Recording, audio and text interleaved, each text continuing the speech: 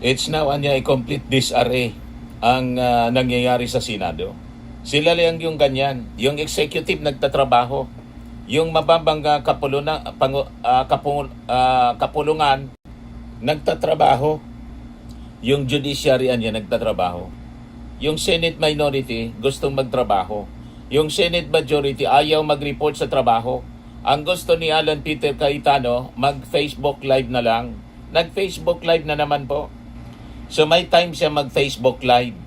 Wala siyang time mag-preside, mga kababayan, sa Senado.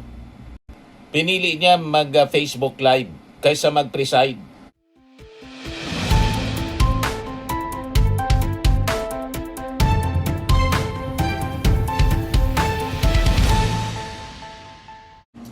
Hello po mga kababayan, si Dante Maravilla. So nag-react na yung ating Pangulong Bongbong Marcos sa kaguluhan sa Senado.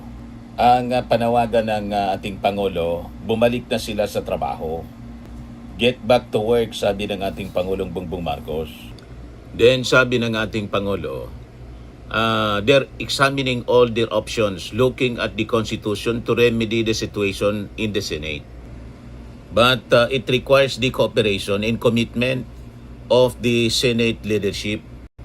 So malamang mga kababayan, baka kailangan na po na somebody should file a case against the majority senators for dereliction of duty. At kung kailangan i-expel itong 13 mga senador for not performing their duty, constitutional duty, then dapat siguro mga kababayan na gawin na. Yan, sabi ng ating Pangulo, President Marcos, I'm afraid all these events that we have been witnessing has thrown the Senate and its leadership, the whole Senate, into this area niya. Iningan siya ng reaction kanina ng mainstream media. Your thoughts on the Senate impasse and what would you like to tell the senators? Get back to work because it's important. Dami natin kailangan gawin. Look, we had a meeting sa Uplift Committee and marami tayong kailangan pagawa sa mga batas like we were thinking may baka magka-supplemental budget, baka mag-amendahan namin ang mga ibang batas. Ito ay kailangan amendahan namin ang mga ibang batas. Ito para makapagbigay tayo ng tulong sa tao. Ito ay kailangan para makapagbigay tayo ng tulong sa taong bayan dahil nasa oil crisis. Kung walang session, hindi ko nga maintindihan dahil ang pagkaintindi ko is that ang rules, ng congressman naman ako, nag-senator din ako, ang rules dyan, bago ka mag-cancel ng session, you have to inform the other house 3 days before you cancel a session. And there has to be a very good reason for canceling a session. I don't think na ihahatid mo ang isang senador para pupunta kung saan siya pupunta. Hindi yata sapat na dahilan yan para i-cancel ang isang session. Isang session lang yun. Ngayon, cancelado na naman ang isang session. Hindi ko nga maintindihan kung paano sila magtatrabaho kung ganito. Ang House of Representatives ngayon ay nagtataka kung paano ba nagbago na pa yung rules, nagbago na pa yung mga pagkakot natin kagaya ng sa mga nakaraan. It is a rule that is contained in the Constitution. And so, I'm afraid whatever, all these events that we have been witnessing has thrown the Senate and its leadership into it has discredited the leadership and it has stopped the essential business of legislation and government. The two other departments continue to work. The executive continues to work. The judiciary continues to work. Why does the legislation decide? Why does the legislature decide to stop working? I don't understand that. I talked to my fellow senators at the time I was senator, and we cannot figure out tayo napunta rito. Where the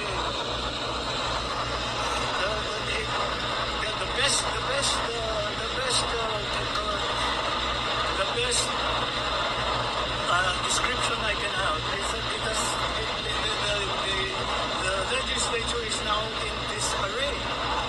We're trying to achieve some form of stability so that people can get on with their lives, so that people can plan ahead for their future, so that people can count on the assistance of government during this time of emergency. It's now a complete disarray ang nangyayari sa Senado. Sila lang yung ganyan. Yung executive nagtatrabaho. Yung mababang kapulungan nagtatrabaho. Yung judiciary niya nagtatrabaho. Yung Senate minority gustong magtrabaho. Yung Senate majority ayaw mag-report sa trabaho. Ang gusto ni Alan Peter Cayetano, mag-Facebook live na lang. Nag-Facebook live na naman po. So may time siya mag-Facebook live. Wala siyang time mag-preside, mga kababayan, sa Senado. Pinili niya mag-Facebook live kaysa mag-preside. Ayaw niyang mag-report sa trabaho, pati yung majority senators, kasi alam niya, once na kinunbin niya yung sesyon ng Senado, halimbawa mamaya, ay sigurado po, mapapalitan na siya bilang Senate President. Ayaw niyang bitawan yung pagiging Senate President. Kaya sabi po niya ni Raffy Tulfo, kung matapang ka niya, pumunta ka sa plenary at doon ka magsalita kung ano mang issue, mayroon ka against anything or against us, the minority. Magbanggaan kami sa plenary, huwag sa Facebook. Sabi po ni Raffy Tulfo. So anong kinakatakot ni Alan Peter Cayetano? Abogado siya. Si Raffy Tulfo, broadcaster lang, mga kababayan at vlogger. Bakit ayaw? Kasi mga kababayan, susupalpalin siya ng mga minority senators. Kasi alam niya mali siya. At alam niya, wala na siyang numero. Yung sinasabi niyang solid na 13, yung 11 niya, sigurado, wala na din yon.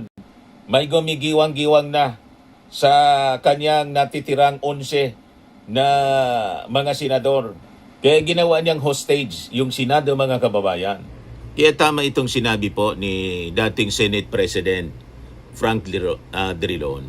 Ang solusyon, magkaroon sila ng sesyon at magbotohan kung sino talaga ang mayorya.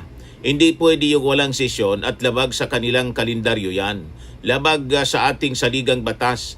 Dapat sundin nila ang kanilang kalendaryo. So anyway, naiipon po yung kasalanan nila, mga kababayan. Malamang patong-patong na kaso other than the obstruction of justice at mga plunder cases. In other cases, laban dito sa mga Duterte senators, ito pa, dereliction of duty at paglabag sa mandato ng ating konstitusyon bilang mga incumbent senators po. Hindi na sila nagtatrabaho. So naipon ang kanilang mga kasalanan, mga kababayan. Kasalanan sa ating bayan. Ngayon, ayaw nila mag-sesyon, mga kababayan, pero pwede yung hearing. Si Senate Blue Ribbon Committee hearing sila bukas. Sabi ni Raffy Tulfo, yung Blue Ribbon Committee na binuo nila, yan ay bastard because it was born out of illegitimacy. Ginagamit nila yung Senado, mga kababayan, para baliktadin yung lahat ng mga nangyari sa investigasyon ng Senate Blue Ribbon Committee sa pamumuno noon, mga kababayan, ni Ping Lacson. Saan ka nakakita, mga kababayan, na Senate Blue Ribbon Committee na ang mga members puro may kasong plunder, more than half. O di ba, mga kababayan? Maniwala kayo sa mga sasabihin ng mga testigo doon na malamang puro planted po, puro paid witnesses para baliktadin yung committee report, mga kababayan, ni Ping Lacson. Yun malamang ang intensyon at yun ang napag-usapan nila sa Facebook Live kanina ni Alan Peter Cayetano. Guest niya sa Facebook Live, si Marcoleta. O di ba? Malinaw, mga kababayan.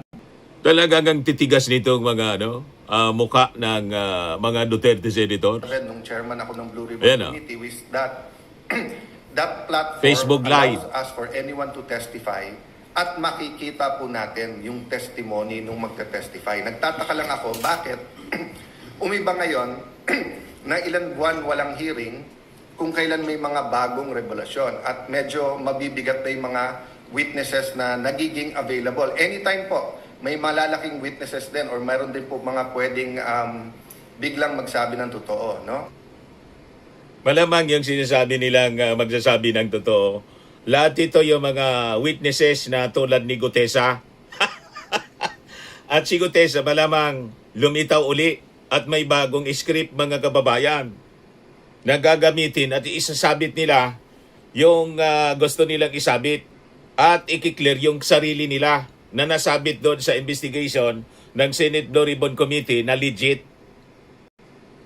Yun possibly ang plano bukas mga kababayan. Sabi ko sa inyo, pag itong mga taong ito ang nag-conduct ng investigation, wag na tayong maniwala. Puro ito po ay scripted tulad ng pinabasa na affidavit ni Marcoleta kay Gutesa. Uulitin yon mga kababayan possibly bukas. Ayan ang plano. Sinasabi nila dito. So of course, the man of the hour tomorrow, Senator Dante Marcoleta. Ayos eh. Magandang tanghali. Kumusta po kayong lahat, mga kababayan? Ito po, Yung mga pagmumuka, may plunder case ito, para si sa araw ng bukas. Marcoleta. Paano maniwala tayo sa taong to? Ang inyong total support. Huwag po kayong kukurap. Baka ito na po ang pinakahuling pagkakataon na ang katotohanan, ang katwiran ay mananaig. Kagaya po na sinabi ni SP Alan, lahat po ay gagawin nila para patuloy na pagtakpan ang isang issue na kayong lahat ay may kinalaman sapagkat pera po ninyo ang ninakaw nila. Kaya sinabi ko po, huwag kayong kukurap. Ang gagawin namin bukas will define the direction of this country kung saan tayo papunta. Salamat po sa inyong lahat at sa inyong suporta. So malinaw mga kababayan, gagamitin nila ang Senate Blue Ribbon Committee hindi para lumabas yung totoo, kundi para iligtas yung mga nasangkot na kanilang mga kasama at magturo ng kung sino-sino mga pangalan na kalaban nila sa politika. Alam na ninyo kung sino ang ididiin? Si Martin Romualdez at yung ating Pangulong Bongbong. Di ba? Yun ang ibig sabihin nun, mga kababayan.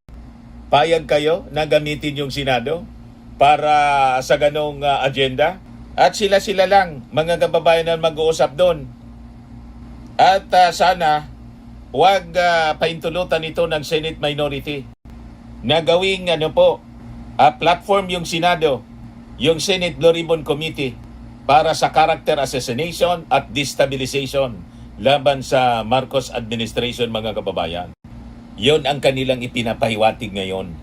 Malinaw, it will define the direction of this country. Ang direksyon na yon papunta sa pagligtas mga kababayan sa kanilang mga kasama, pag-shield kay Sara Duterte, at destabilization sa Marcos administration using this Blue Ribbon Committee na ang sabi ni Raffy Tulfo, a bastard, illegitimate. Ulitin ko lang po. Malinaw po, Kaya pinapahiwatig pinapaswear, nila. diba? To tell the truth, the whole truth, and nothing but the truth. Walang truth po sa inyo. Unang-una, si Gutesa, yung the whole truth niya, lumalabas na puro scripted, pati yung notary, piki. So, falsos in uno, falsos in omnibus na. Kung ginawa yon ni Marcoleta noon, paano kami maniniwala ngayon? Di ba? Walang katotohanan sa inyo po. Pag sa kampo ng mga Duterte, hindi kayo sanay magsabi ng totoo. Puro kasinungalingan ang lalabas sigurado. But anyway, tingnan natin kung paano i-appreciate ng ating mga mamamayang Pilipino. Di ba?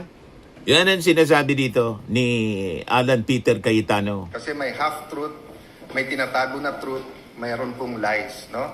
Series of hearings to. Pag naumpisahan po natin bukas, nandyan na yung momentum. Inuulit ko po ha, pag may 13, automatic, hindi ko kailangang mag-resign, sa inyo na. In fact, tinitingnan ko lang, day by day, week by week lang, na matuloy lang itong mga hearing at maumpisahan lang. Baka naman yun lang ang trabaho ko. I'd be more than content to go.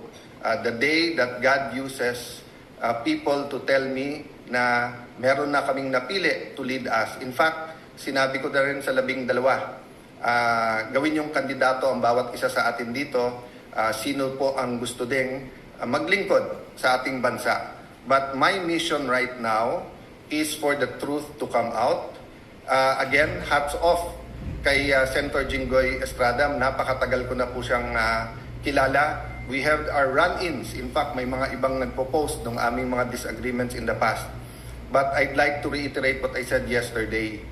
Yung sinabi ni Senator Jinggoy na may ebidensya siya na talagang pinipilit siya lumipat at ang kapalit ay kanyang freedom at walang kaso, that's not hearsay to me because narinig ko mismo yung conversation.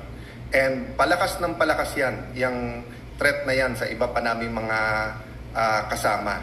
So, dun sa 11, maybe some of them have a reason na mag-ingay, lumaban, i-discredit yung Blue Ribbon kasi especially pagdating dun sa 18 Marines, nabanggit din ang pangalan nila, allegedly nahatiran din ng malay-maleta. Having said that, dun naman sa inyo na mga tinatakot lang kasi I know at least one member na tinakot siya. Kasama na namin siya eh. Actually, nung araw mas bilib ako sa kanya kaso kay Jinggoy. At sinabi nga niya na sama na, siya pa nga nagko-complain. Pero ngayon, nagsasalita pa laban sa amin. But at the right time, no, we'll talk about that. My point is, we will stay strong, but please pray for us kasi may individual circumstances ang bawat isa and marami kaming hindi kontrolado. Diba? And yung pagdating ng mga witnesses. By the way, gusto ko lang malaman nyo, we also invited the Office of the Ombudsman, the DPWH, and the DBM or the representatives kasi we'll do this very orderly. We'll find out nasaan na ba investigasyon nila, ilan na ba talaga ang ghost at hindi, magkano ba talaga ang involved dito. So ang daming impormasyon na kailangan maging malinaw sa atin lahat. So magandang tanghali po. Please pray for our meetings today. And ulitin ko po we're not praying that God be on our side. We're praying that we be on God's side. And to listen and to hear the prayer, dapat may basis. And the basis is God's Word. And of course, the basis is yung tamang counsel na dun lang tayo sa tama. Hindi pwedeng kasinungalingan. Naniwala kayo sa mga sinasabi ni Alan Peter Cayetano? Pag naniwala kayo kay Alan Peter Cayetano, nabodol kayo ng false teacher. O, di ba? Mga kababayan. Kaya tama itong sinabi ni Gia Polihimia, isa pong vlogger, isang content creator. Sabi niya, Alan Peter Cayetano, resign ka na kahit Diyos bad trip na sa'yo sa kakadamay mo sa kanya eh. Sabi ko nga mga kababayan, si Alan Peter Cayetano, ginagamit niya yung bersikulo, yung pangalan ng Diyos para may legitimacy sa kanyang sinasabi at moral ascendancy. Malabo po, hindi nagre-reflect sa kanyang pagkatao ang mismong binabasa niya nga bersikulo. At yung mga sinusupport niya at mga kaalyado, nakikita naman po ninyo, puro mga pusakal. O di ba, mga kababayan? Tama itong sinabi po ni Kiko Pangilinan. Sabi ni Kiko, hindi ito tungkol sa Independent Senate, ito tungkol sa pang-abuso sa kapangyarihan at sa pwesto. This is impunity and therefore we have to end this by asking him to resign or convincing yung ating mga kasamahan na pumili ng bagong Senate President. Ayaw talaga niyang bumaba kasi talagang purposely, yon ang design ng kanilang mga aksyon para po magsagawa ng mga investigasyon yung Senate Blue Ribbon Committee na magda-divert sa atensyon ng mga tao. Magpapasabog sila ng mga kung ano-anong kwento, yung diniscuss natin para ilihis ang issue, ang atensyon ng focus ng mga tao doon sa impeachment, articles of impeachment laban kay Sara Duterte. Kitang-kita po ang kanilang mga galawan. Distraction madaling sabi, mga kababayan. At para idiskaril yung impeachment trial laban kay Sara Duterte. Kaya mga kababayan, sinasabotahin ng Senate Majority ang sesyon ng Senado. Nagets na ninyo mga kababayan? Sabi ni Yossi Castro, kwento lang yan ni Senator Alan Peter Cayetano, wala naman siyang basihan. Ang kaguluhan sa Senado ay kagagawa ng mga senador na ngayon ay pinamumunuan mismo ni Senator Alan Cayetano. Nasa leadership yan. Kung siya ay talagang para sa bayan, hindi naman siguro niya gagawin at papayagan ng ganitong kaguluhan sa Senado. Correct. Created talaga nila yon na kaguluhan sa Senado para po i-shield si Sara Duterte. Hindi matuloy ang impeachment trial. Kaya bantayan natin mga kababayan ang galawan nito mga senador. Huwag tayong papayag sa kanilang pananabutahi sa impeachment trial at gagawa silang kaguluhan at mga gawa-gawang kwento using the Senate Blue Ribbon Committee. Huwag tayong padadala sa kanilang mga pasasabugin na kuno na mga sangkot sa korupsyon. Babalik ta rin yan lahat para iligtas yung kanilang mga sarili. Puro kasi may kaso ang kanilang mga kalyado sa Senate Majority. Kaya gagawin nila yung lahat. Manggugulo talaga sila mga kababayan para iligtas yung sarili at saka si Sara Duterte. Sa mga naghanap ng malinis and spacious fitness gym, pumunta lang po kayo sa aming Colossal Fitness Gym. We also offer Grab Car Rental with our brand new 2023 model ng Toyota Innova. We also accept booking for those who are planning to travel via PAL, Cebu Pacific, and other airline companies, local and international, and bills payment for Meralco Bills, PLDT, Aleco Bills, etc. Ang Colossal Fitness Gym is located at 3rd floor Security Bank Building, Landco Business Park, Legazpi City, Albay. For inquiries, look for Chilon Maravillas. Contact number 0966-802-0949. Yan yung aming Innova. Lagi na pong matao sa amin. Pati mga foreigners po, tingnan ninyo. Mga British tourists sila. Ang lalaki ng katawan na, mga kababayan, nag-gym sa amin. Ito naman po, Indian National. Ito mga mga European sila. Ito naman yung bago naming product na binibenta online, Eye Glow Serum. Whitening po siya galing sa South Korea. Tingnan ninyo yung epekto sa aking anak na architect entrepreneur, Riz Maravillas. For inquiries, look for Riz Maravillas on FB. Ito naman po yung Firmax Firming and Lifting Cream, pinapahid sa mga pulses and other affected area.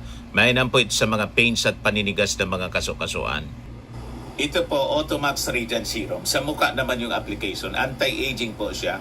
You will look 10 years younger than your age. Ito naman po yung bagong product naming binibenta online. I am Worldwide Amazing Pure Organic Barley Powdered Drink Mix from Australia.